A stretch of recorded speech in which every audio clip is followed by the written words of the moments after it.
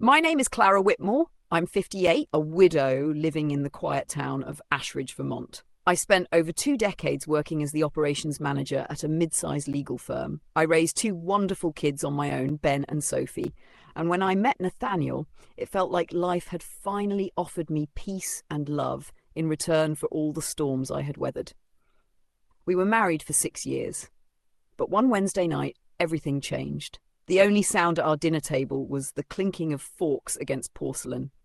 Nathaniel sat across from me, eyes fixed on his pasta, shoveling it in like he hadn't eaten in days.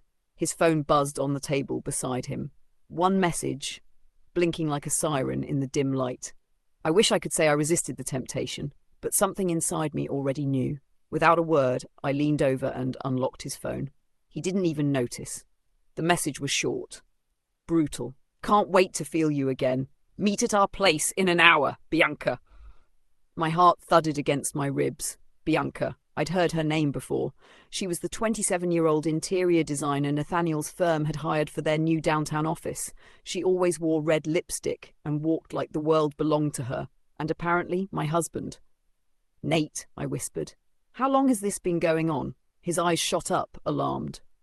I could see the mask he wore every day slip, panic flashing behind his polished expression. Clara, I can explain. Don't bother, I snapped. Just answer me. He hesitated, then exhaled. 6 months.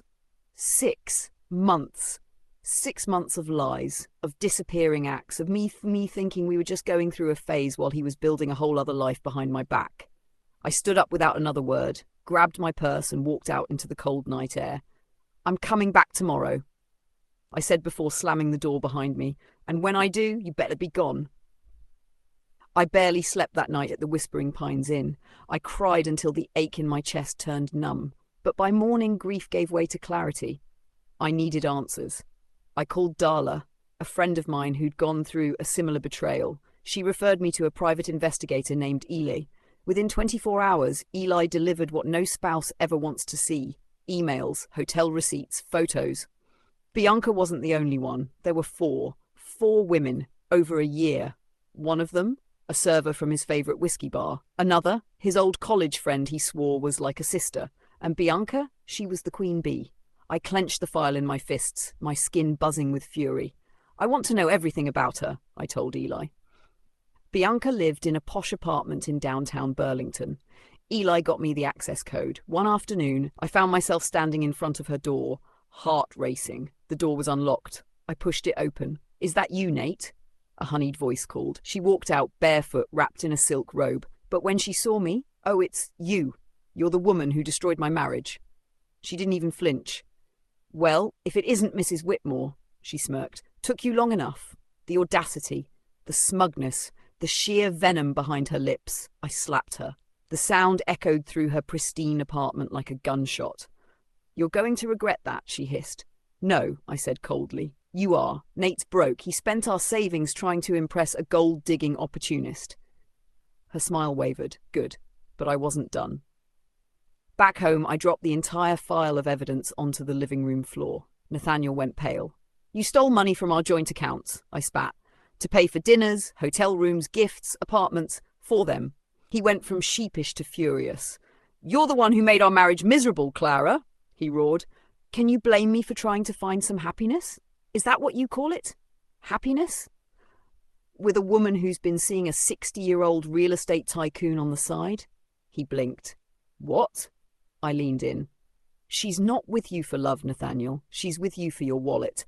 And she's got a bigger fish hooked on the other end. The silence was deafening. Then came the final nail.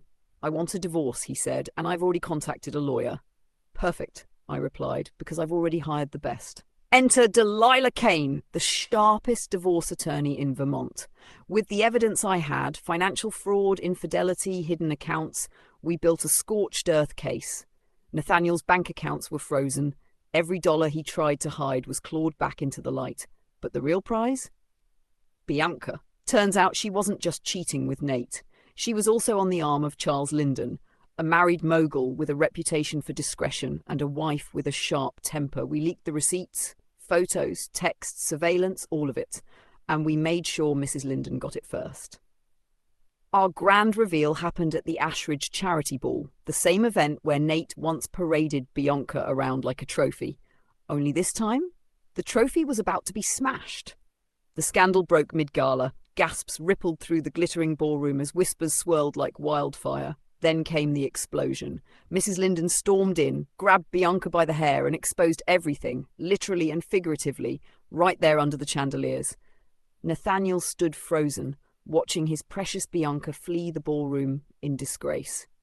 And I raised my glass. Cheers to justice. A month later, the divorce was finalized.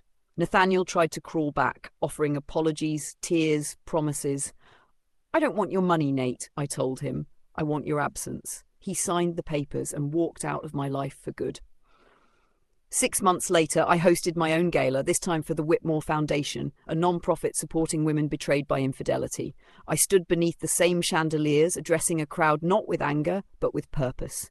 I survived, I rebuilt, I rose. And just when I thought the night couldn't get any better, he approached. British accent, intelligent eyes, a journalist, a gentleman. "Your story is extraordinary," he said. "I'd love to hear more." "Over coffee?" I smiled. "Why not? I've burned bridges, but I've also built new ones, stronger ones." And as I took Julian's hand, I realized my story wasn't over. It was just beginning. Prompt ideas for viewer engagement, for breaks in narration.